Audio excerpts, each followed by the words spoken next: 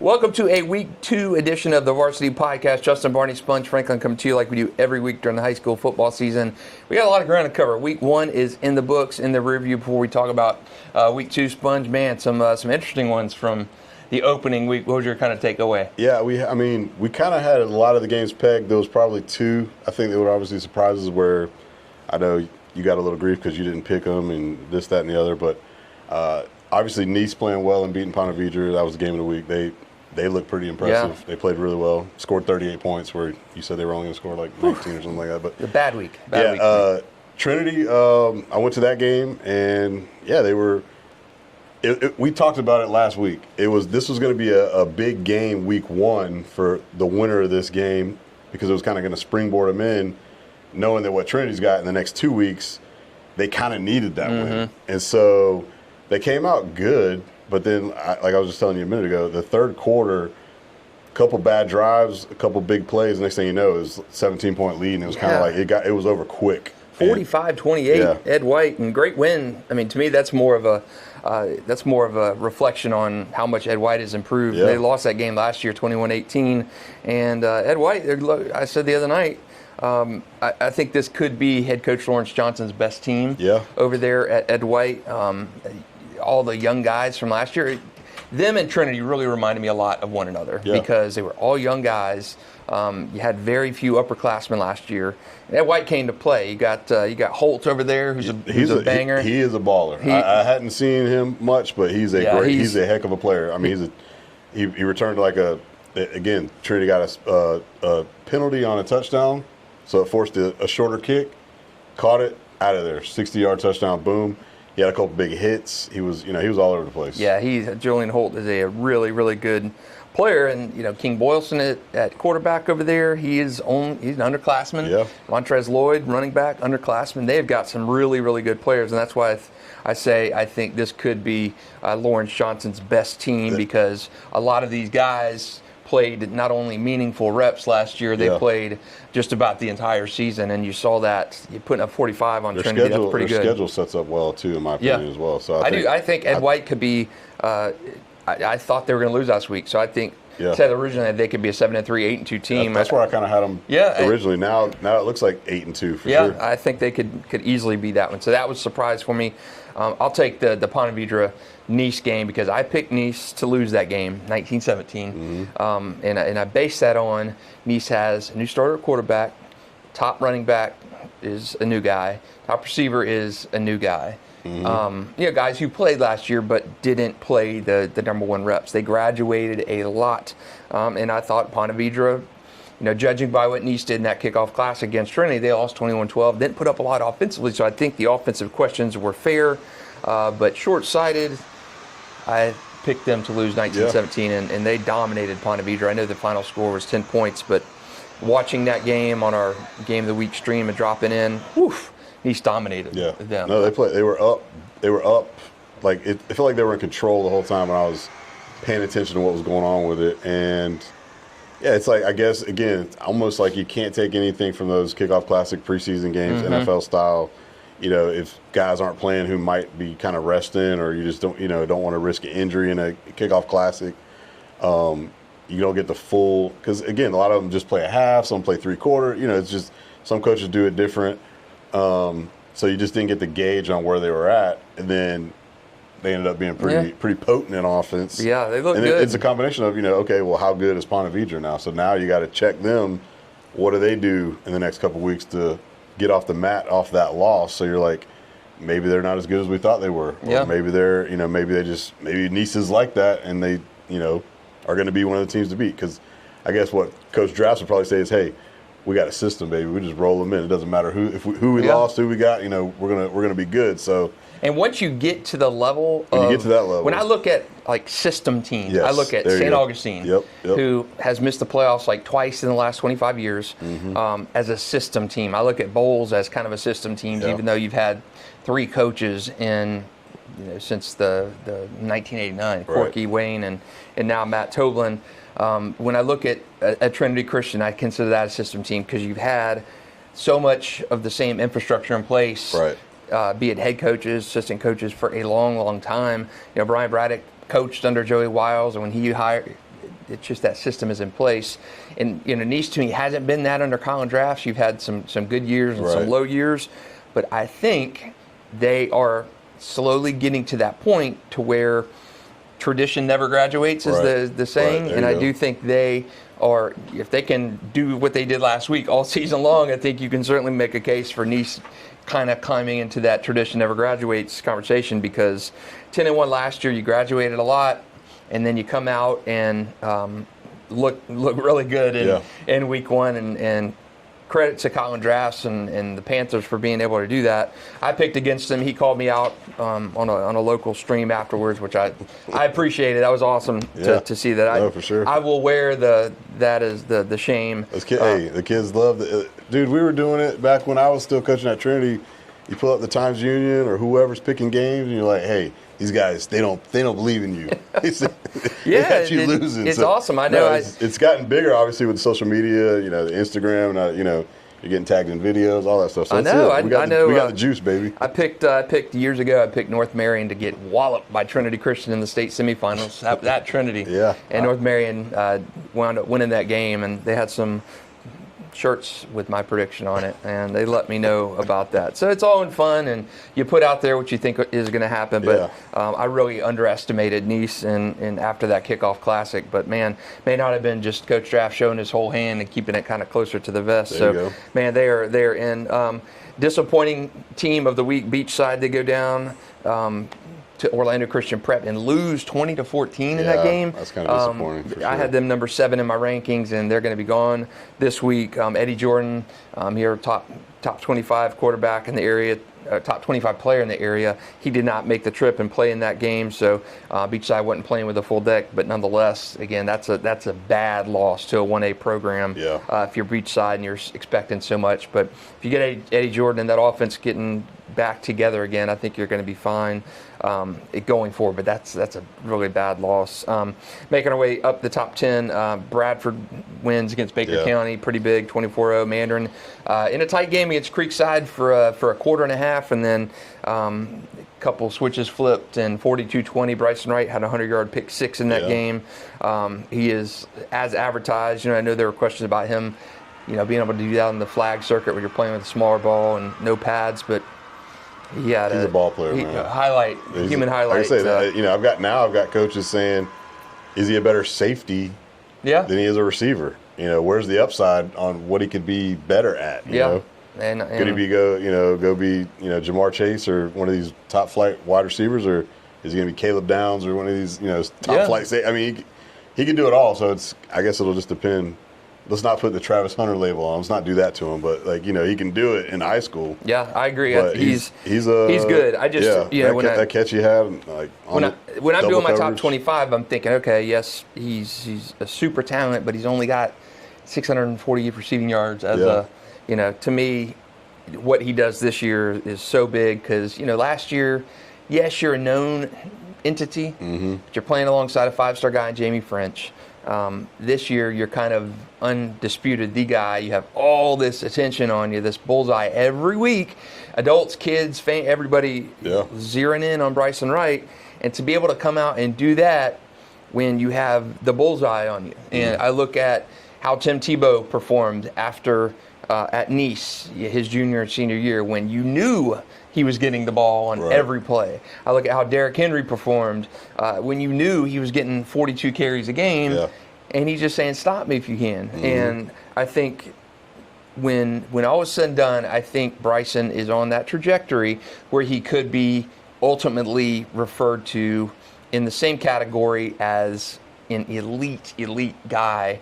Not saying he's going to be the next Tebow or next Henry at all, but I think he can be referred to or looked at in that same category as those guys, to where it's, you are just this prodigy, and despite the focus on you shutting you down, defense is trying to shut you down, you still rise above it and you excel. And that to me is the mark of a true just baller. Yeah, it'll be fun to watch the every week, see what can he top it this week? Can he do better?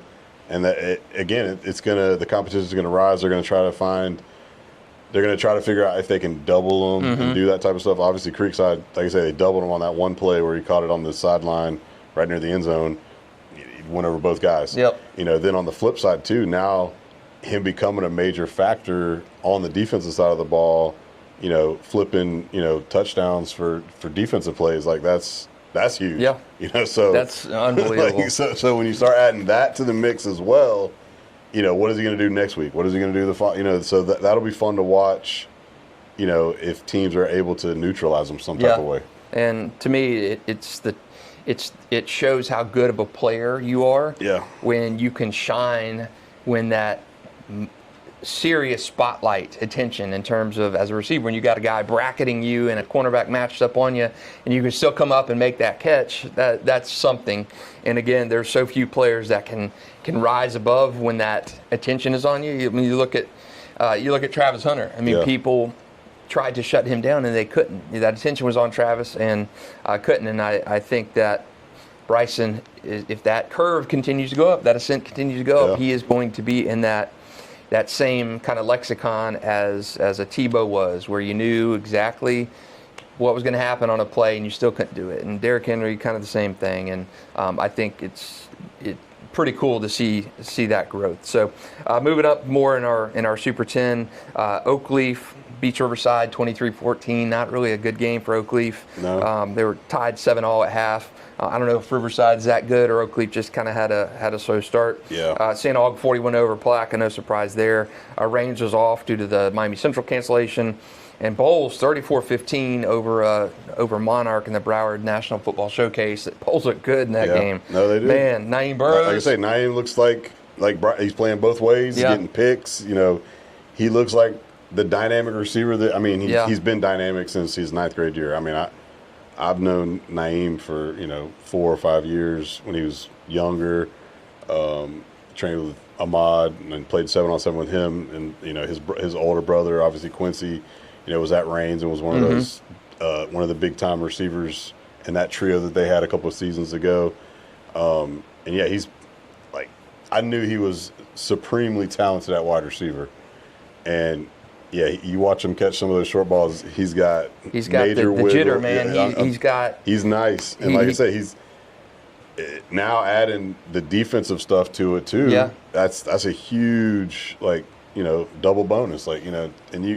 And obviously the Travis Hunter effect is going into a lot of these guys are doing this in high school for a long time. Ironman football, whatever you want to call it, but some of these skill guys. To basically be like, I'm going to catch a short hitch and go 80, and then I'm going to go on defense and I'm going to catch a pick 6. That's when you know you got a dude. Yeah. And so, like I say, and you're not doing this. Brysen, like I say, doing stuff like that. You're not doing this against it's teams not, in the Sunshine State Athletic Conference. No disrespect to them, but smaller programs. You're not doing that against those guys. Monarch is a well-known team from the South. They might be down. They might not have the 7-4 last year. Big program. Right. They might not have some of the caliber of players they've had, but again, it's not like you say.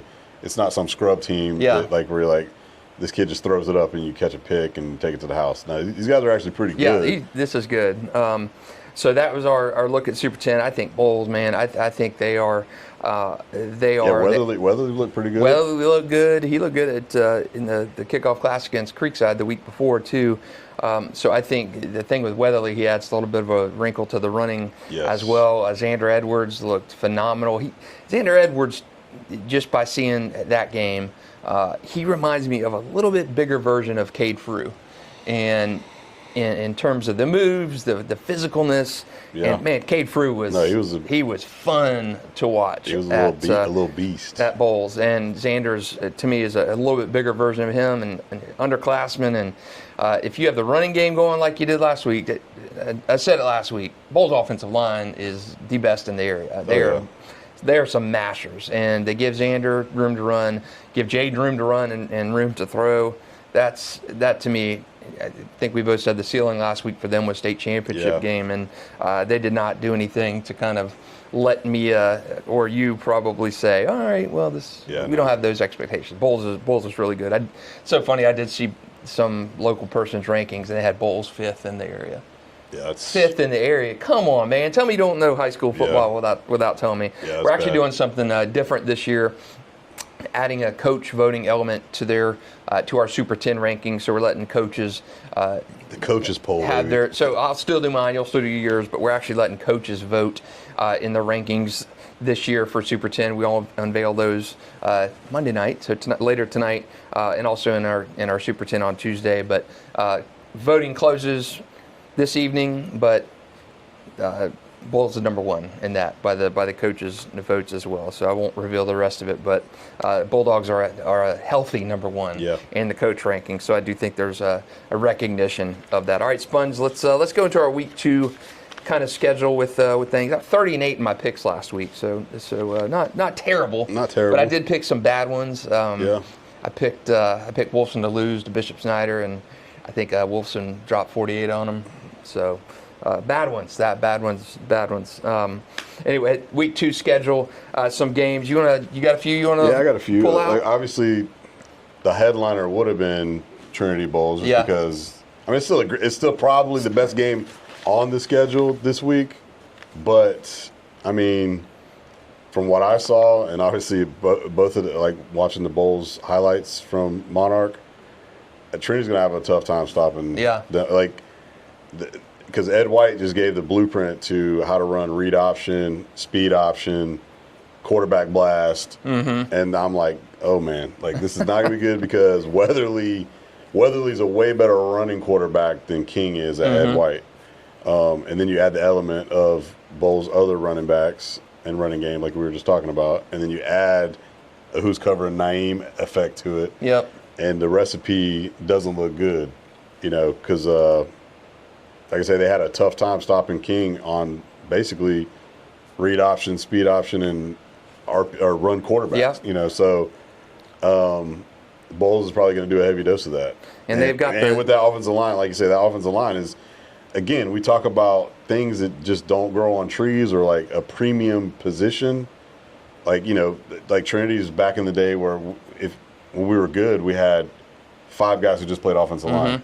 Well, now you're going both ways. Exactly. Yeah. A couple of those guys who are really good offensive linemen, they need them on the D line. Yeah. So then it's like that wears you down big time. Yep. Because like those guys, they might be really good defensive linemen, but you need them on the O line, or your O line is not going to block anybody. Yep. And then on the vice versa tip, they're really good offensive linemen, but if you need them on the D line and they can't go, or you just want to like keep them fresh for offense, then your defense is getting run through. So that's one of those double-edged, swords of like you just don't have the depth and that quality of a position. Right. So Bulls, they always have an offensive line. Yeah, always. And they look good. And this year's to me is special. They look really good right now. So I just feel like Trinity's going to be an uphill battle on Friday night. Yeah, against Bulls. I think that's a good game. Principals Cup, Atlantic Coast at Manor, both teams 1-0. Yeah. Bartram at PV, both teams coming off losses. You don't want to fall into that 0-2. Totally. That 0-2 hole. A few more for this week. Creekside at Nease. That's always an entertaining game. I do think Creekside's in a little bit of a rebuild, but Nease looks really, really good. Yeah. Going further down the list, Jackson Ribault is our game of the week. First regular season game at Ribault's new school, so that's cool. For them. How about Elijah Keys in that Ribault game last week? 3 picks for the Fletcher senior corner. So that is pretty good achievement for him. And then St. Augustine rivalry down there in St. Johns County. Probably a lopsided game, but that's always a good one down there. Going down the list a little bit more, Trinity at Bowls, you mentioned. And how about this? University Christian took a sledgehammer to Newberry last week. Man, they look good. That was probably one of my surprise games for sure. Because Newberry, they still got some guys from that team that was really good last year. And they smashed them. They smashed them. I was like, okay, UC. Yeah, UC is in my top 10. Yeah, UC. So UC and Bishop Kenny this week. UC really surprised me in that game because they lost that game previously to Newberry. Newberry beat Bradford twice last year. Right. But, man, UC at Bishop Kenny. So that's UC's defense and offense, really, too. But, man, you hold Newberry to a couple touchdowns. It's impressive. UC against the big running back at Bishop Kenny, Madison over there. He is really good. He's a really good running back over there at Bishop Kenny. Probably in my top 3 backs in the area if I had to pick. But, yeah, those are the games this week. not as sexy of matchups, Yeah. but still some good ones. Okay, I haven't done my top 10 yet, but I don't have a ton of changes in my front half. It wouldn't be much changes. But my 7, 8, 9, 10 have changed. I've got Ed White in there. At 7, I do have Nease back in the rankings. Trinity Christian is out. Beachside is out as well for me. So a little disappointing.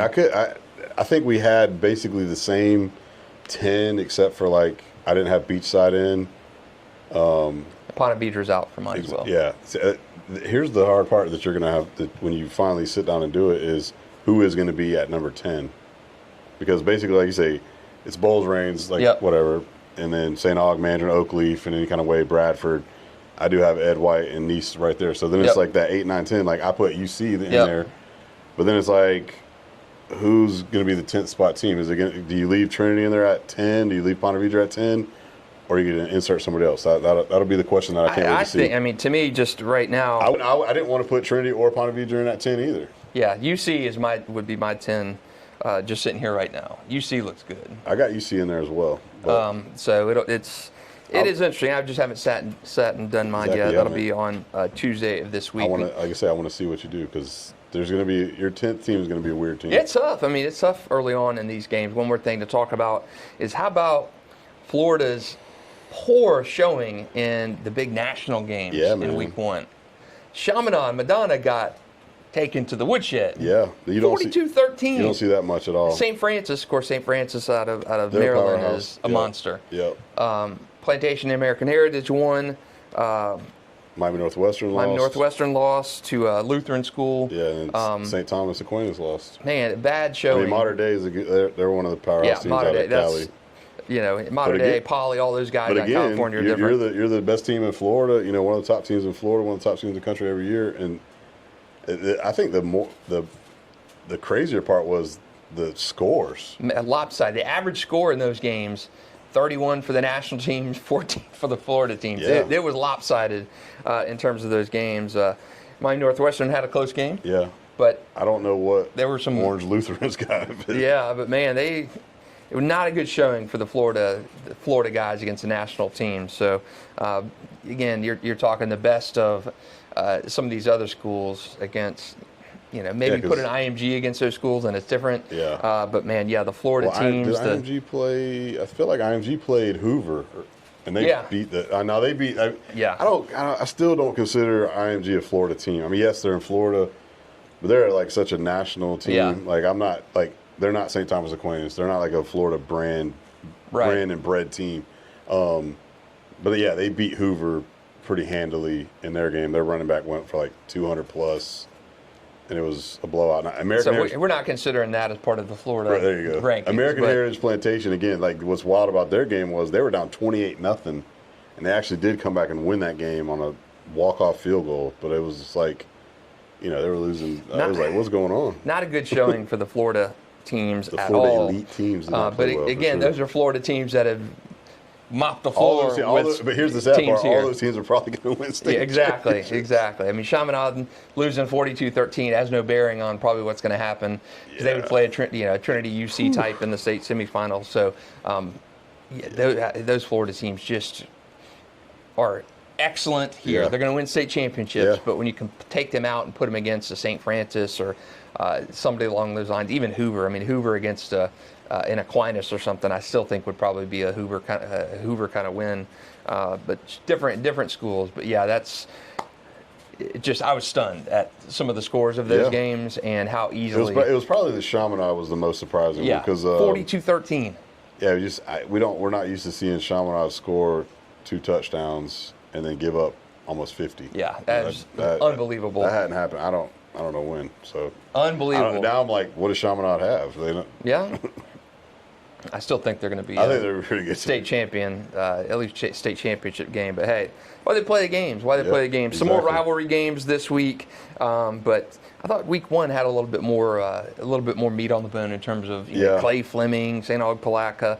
But still some good games. But man, we're going to be through week 2 after this one. Yeah. We got our coaches poll coming out on Monday night. We're going to have that each week throughout the season. Of course, our Super 10s and We'll be back here next week to talk about maybe some other topics, as well as what happened in the week we're in now, and then what happens, what to look forward to in week 3. Any big surprises this week for you in your picks? Not really, because basically, like I say, the schedule is not as, there's not many marquee games. So I'm pretty sure your picks will probably be on point this week, hopefully. Maybe. And yeah, like I say, we'll see as the season goes on.